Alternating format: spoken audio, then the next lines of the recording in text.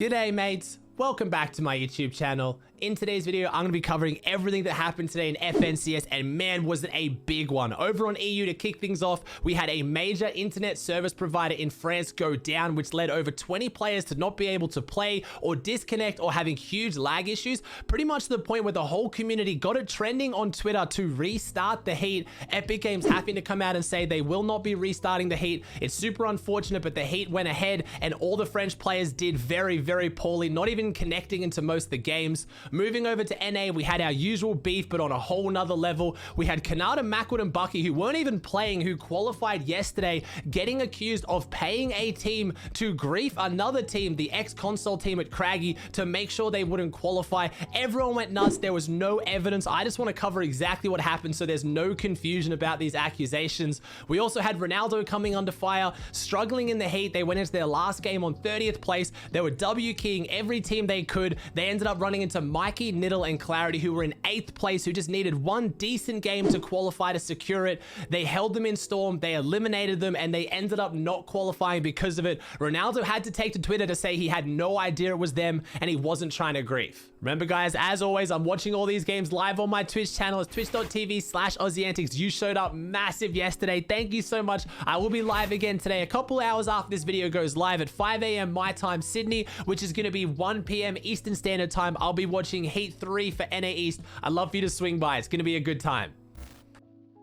We had an absolutely insane start to EU today. I talked about it in yesterday's video. How is iDrop, Tayson, and Savage going to go now that they're actually trying? We've seen 3 weeks of them messing around. They're that confident. Can they back it up? Yes. Yes, they can. They got 182 points and came in first. 42 points clear of second. They absolutely dominated. We had other big names up there as well. We had Pink's team. We had Hen, Chapix, and Janice popped off as well in 3rd place. We had Vidil, Noel Riley, Rezon make it through. It was a nuts heat like we thought it would be. Unfortunately, I talked again in yesterday's video about how I didn't know how ADN's team was going to go. I didn't know if anyone was going to contest them. If uncontested, I had a lot of confidence. Well, they ended up getting contested, and like I said, with what we're going to see in Heat 4 at Steamy Stacks with Andretta's team, if you're contested by 3 Russians, it very rarely ends well, and that's what happened. Kiriachi ended up contesting Slurpy Swamps with Jamside and Fury. They came in 13th on 72 points, and unfortunately, Aiden, Hardfine, and Astro came in outside the top 8. They even came outside the top 16th, so they are done. They don't even have reboot round. Well, Heat 1 was insane, and it was so much fun to watch. It was fantastic. Heat 2 was a little bit worse. We ran into some early drama.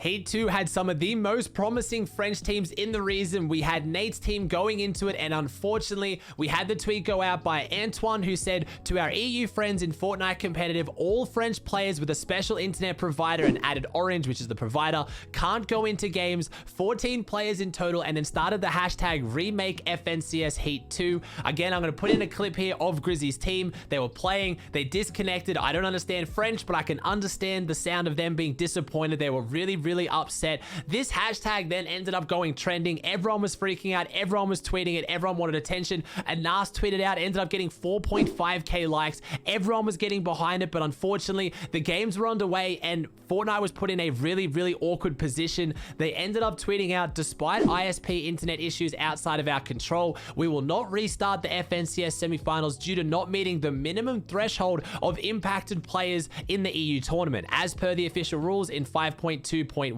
it's actually 5.2.2, the FNCS semifinal will continue as planned. And they ended up tweeting out a photo of what the official rules were of 5.2 technical issues due to the nature and scale of online competition, except as otherwise determined by Epic in its sole discretion, matches will not be restarted or made null due to bugs, intentional disconnects, server crashes, or unintentional disconnections. So unless Epic deems it warrants a restart, they will not be restarting. They actually had to restart game 1 and void it because it only started with, I think, like 56 players. But then after that, when they restarted the tournament, yes, those French teams were having issues, but each lobby was getting about 80 to 90 people. And I know what you're going to say, especially if you're a fan of these big French teams, you do want it to be restarted. And I mean, that would be amazing and it would be great for them. But you got to think about the teams that were at the top that were popping off. To restart the tournament when they're performing so well would be absolutely gut-wrenching for them as well. And I know what you're going to say, yeah, they were doing well, but heaps of the good trios couldn't couldn't play. And I get that. It's such a tough situation. It's such an unfortunate situation. I'm so happy I'm not in Epic's position where I have to make these decisions, because it really is a lose-lose. No one's going to be happy. No one wins in this situation. But at the end of the day, they chose to push on with the semifinals. They're not going to restart them for the 80 plus people that could play. And because of that, we had top tier teams like Grizzy's team not make it through. And I mean, I feel really, really bad for them as well. Team Grizzy was insane. Forziar and Nate have been dominating. In their last game, they were on high ground. They had a chance to clutch it up, to manage to qualify despite all the issues, and they just fell short. Again, just a super, super annoying situation. Moving on to NA, this is where we had Cartoon Paul taking fire at Khanada, Macwood, and Bucky, saying that they paid a team to land on them and grief them so they wouldn't qualify, so they wouldn't have to verse them in the FNCS Grand Finals. And I want to just say now, before we go on any further, in case you don't watch the rest of this, these accusations were false and had no evidence. So this is why you really need to look into these things, because a bunch of people started going at Khanada, Macwood, and Bucky, accusing them of this, and when you broke it down, there was just no evidence. It didn't match up. So let's start off with the original tweet. So Cartoon Paul tweeted out, at Khanada, paid a team to land on us and grief us so we don't qualify. Nice. I asked the other team why they're landing on us and just griefing, and he said he can't tell me.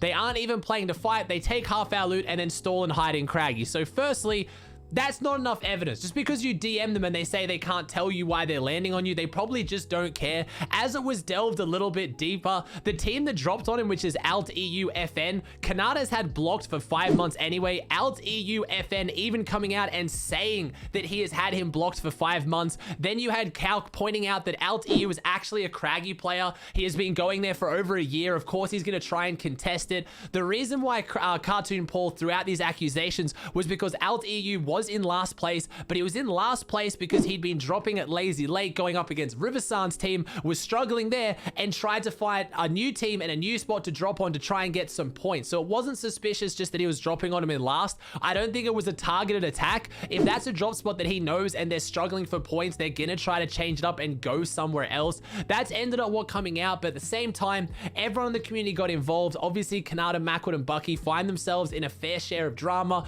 Not a lot of people's favorite fans, and that's why I think people were quick to jump on this. At the same time though, Macwood not being too smart, he was kind of stirring the pot as well. He obviously tweeted out, talked all that for what, and he was posting about how Cartoon Paul said they were going to verse them in Craggy originally when they were in the same heat now. And then Macwood also fed it as well. He said, don't F with the big wood, Macwood obviously. So again, he kind of fueled the fire and made people believe it could be true. And that's, I think, where Macwood kind of maybe went a little bit wrong. But overall, you can't make these kind of accusations, like career-ending, game-ending accusations with no evidence, in the same way that you can't do those clout farming tweets saying that you're a cheater, saying that you're a hacker. You probably shouldn't be able to throw around these accusations without at least some kind of evidence, because it's just not healthy for anyone. A lot of this drama was stirred by the fact that this team, Cartoon Paul and that, have just come off the console track. They are console players, which obviously, you know, Khanada, Macwood, and Bucky were some of the most vocal about console not getting an FNCS, hating on console. They were on the console hit list, so a lot of people were getting very involved. This is an unfortunate situation. I feel bad for Cartoon Paul. He ended up tweeting out towards the end. He said, I don't know what to do, man. A random team with 0 points landed on us back to back and take half our loot and sit on mounts to grief us. We killed them both times, but we had just shambles afterwards. And then he added Alt AU, and yeah, things weren't pretty. But at the same time, think about that before you accuse a team of paying someone to grief you with zero evidence. Macwood, Khanada, Bucky weren't the only team involved in some drama. Like I said in the intro, Ronaldo came under fire today, and it was a pretty unfortunate fight to watch break down. I saw it on the live broadcast. I was actually commentating the games as well. I saw Ronaldo, Blake, Okus push the fight, and I thought, this is so unfortunate. Of all teams, it has to be Mikey, Niddle, and Clarity, who were in 8th place, who were just trying to hit a dead side rotate to stay away from aggressive teams. In the end, they get super aggressively pushed by Ronaldo's team. They rotate into zone to get away from them, and then Blake, Okus, and Ronaldo stay on the edge of zone and hold them. It's tragic. They're 0 pointing towards Storm. They just fall short. They get the revive. They toss them into zone. They don't make it, and then Blake's team just drops on them and eliminates them. Everyone started freaking out after this. Everyone started accusing Ronaldo of deliberately griefing them. You're in 30th place. Why are you doing this? And Ronaldo had to take to Twitter to defend himself.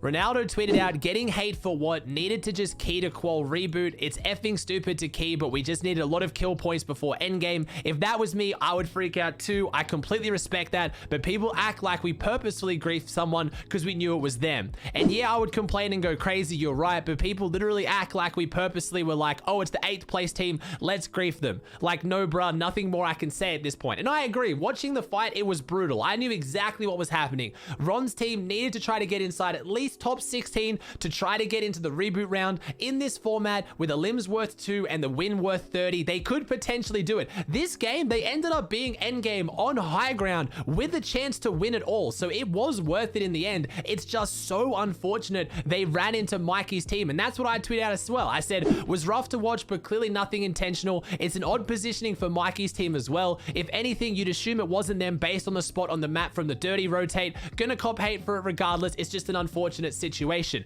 Again, Mikey's team was set up near Craggy. Ron then responded to that, pretty much saying what I was saying. He said, literally, our plan was to go Craggy or Stealthy, and nobody was either POI. While rotating out of Craggy, we see a team, so yeah, we pushed. And I feel like that's it. But again, I wanted to give that context and explain it to people who maybe didn't see it. They just see that Ron pushed the team in 8th place, held them in zone, and then they came in near last. That was a tactical play. It's so unfortunate it's Mikey's team. And even Mikey saw this as well. For everyone who's then, you know, getting really upset for Mikey, again, he's one of my favorite pros in the scene. I absolutely love Mikey. But he said the same thing. He ran out and tweeted originally saying, obviously no hate to Ron's trio. Just annoyed we were the ones to be keyed. They needed to pop off. Just sucks.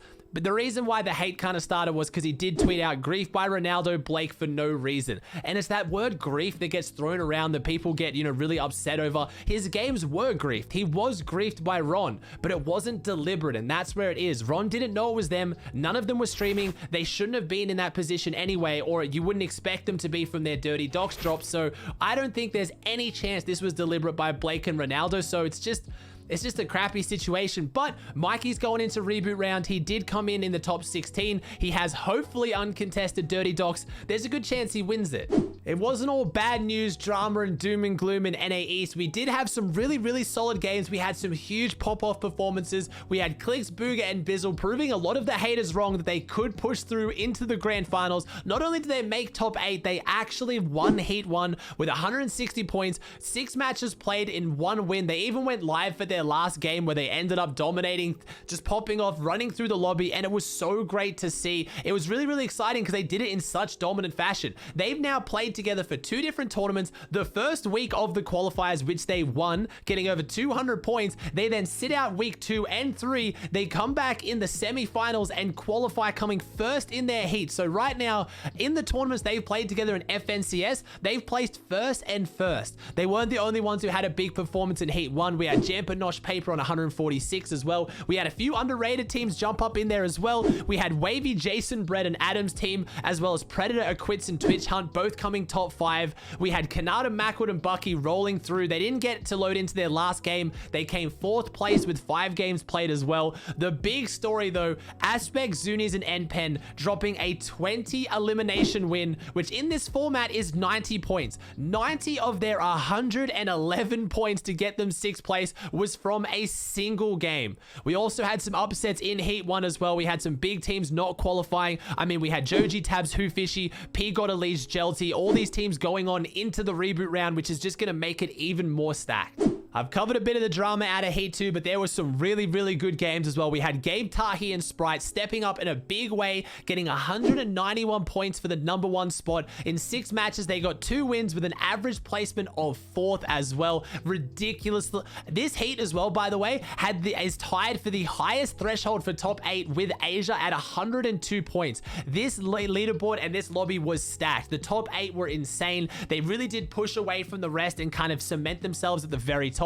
We had huge pushes to make up there as well. Spegu, Goku, and Justice in 2nd. A huge upset there, but an insane performance. COD Genesis, Voil, and Pandush, who had their final week where they needed to qualify. This team formed for qualifier 3, left it to the last week. They left it to their last game to manage to clutch up the qual into these semifinals, and now they see themselves in 3rd place. Zypher, Nut, and Twexy dominated through as well. Twexy coming back off console is doing big things with Zypher. Duke's threats in chat Chap made it through. Fan favorites there. Chap's kind of putting a lot of the haters to rest because obviously Chap gets a lot of people saying that he's washed. His mechanics are terrible. What is he doing? And they popped off today. He tweeted out, I'm making a joke as well. How are you going to let a washed boomer do this? Obviously, you know, bit of a, you know, spit in the face of those who have been doubting him. We had Crumble, Nexi, and Mars. Again, Mars, such an interesting figure in NA East, grinding out arena like crazy, never playing in scrims, but then somehow just always popping off in these tournaments, getting a 6th place to push through. Aviv, Trashy, and Rise coming in 7th. They played super consistent all day. And the last one, Riversun, Kaz, and Lazar just making it into top 8.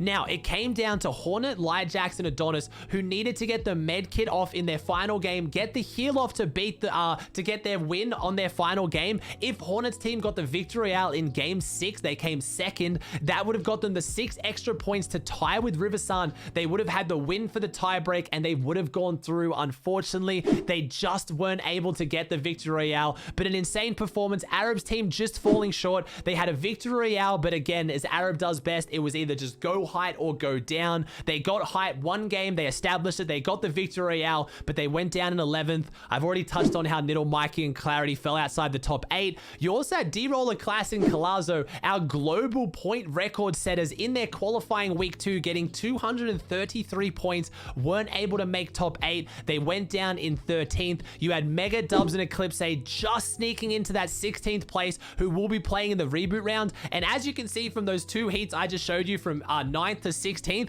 reboot round is looking ridiculous.